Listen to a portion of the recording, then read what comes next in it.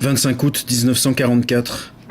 Les Américains stationnent dans ma rue, l'arme au pied, aux portes de Paris, pendant que la division Leclerc entre symboliquement la première pour libérer la capitale. Il fait chaud, un temps superbe. Les soldats sont en bras de chemise et en t-shirt. Devant la maison, une file de GMC est à l'arrêt. Un GI casqué me tient dans ses bras. Mon père prend la photo. Plus tard, dans la soirée, on verra débarquer une demi-douzaine de ces hommes, nantis d'un billet de logement. Des types souriants. Autour de la trentaine, ils s'appellent Stanley, Jimmy. Ils ne font pas partie des unités combattantes qui vont en découdre sur le Rhin, du côté de Bastogne. C'est plutôt le train des équipages. Le personnel chargé de l'intendance d'une armée en campagne. Ils sont venus les mains pleines, les cadeaux pleuvent en abondance. Manière de rassurer les populations encore traumatisées par l'occupation allemande. De les conquérir aussi, de les séduire, tout en assurant la promotion des valeurs de l'oncle Sam. Quand on a crevé de faim pendant 4 ans, on ne fait pas la fine bouche devant ses largesses.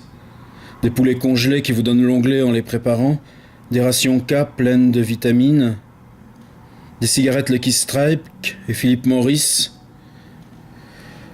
des banilons, du chewing-gum, des bonbons Lifesavers en forme de boîtes de sauvetage de toutes les couleurs. Des jouets en plastique avec des cow-boys armés jusqu'aux dents et des disques légers, souples, gravés en 78 tours sur un carton lustré aux couleurs kaki de l'US Army avec les succès du moment. Le tromboniste Glenn Miller et son orchestre jouent In the Mood, hymne officiel de la Pax Americana. Les Andrews Sisters invitent à mêler Rum and Coca-Cola, Chouchou Baby, Bing Crosby tutoie les étoiles. Jimmy Rogers, le cerf-frein chantant, redonne au yodel une couleur paysanne un peu moins germanique. Le jeune Frank Sinatra est la voix dans l'orchestre de Tommy Dorsey.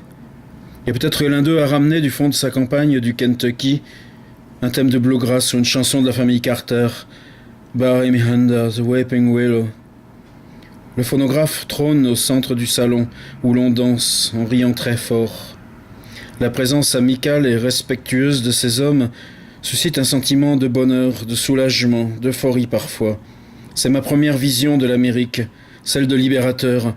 On ne subirait plus les bombardements terrés au fond de la cave, des joyeux fêtards, des compagnons de jeu, des oncles marrants que j'ai aussitôt adoptés qui me chantent des berceuses, Good Night, Sweetheart. J'apprends l'anglais en même temps que ma langue maternelle, avec ces pères de famille, loin de chez eux. Ils ont provisoirement adopté ce petit français et le couvrent de cadeaux le matin de Noël 1944, mon 3e anniversaire. Bing Crosby chante. Sur son disque en carton kaki, I'm dreaming of a white Christmas, c'est les GIs, ont l'œil humide. Et puis ils sont partis. On a gardé leur disque. Ils sont venus s'ajouter aux nôtres, près du phonographe, à manivelle, des 78 tours, à la cire épaisse, odorante. Avec un peu de jazz, le Creole Love Call et la Black and Tan Fantasy de Duke Ellington, Nuage de Django Reinhardt.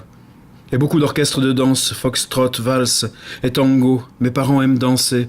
Ma mère a été musicienne, premier prix de conservatoire de violon. Elle chante pour elle du traîné. Que reste-t-il de nos amours? Je ressemble au gamin des photos de Robert Doisneau. Je suis content lorsque passe le jour de la Sidi Ibrahim, la fanfare du régiment de chasseurs à pied, cantonné aux loges, près de Saint-Germain-en-Laye.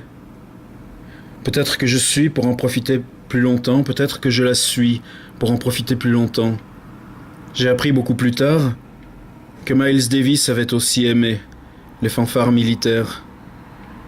Mais à ce moment-là, je n'y prêtais plus attention depuis un moment, leur préférant sans doute la musique de Miles lui-même.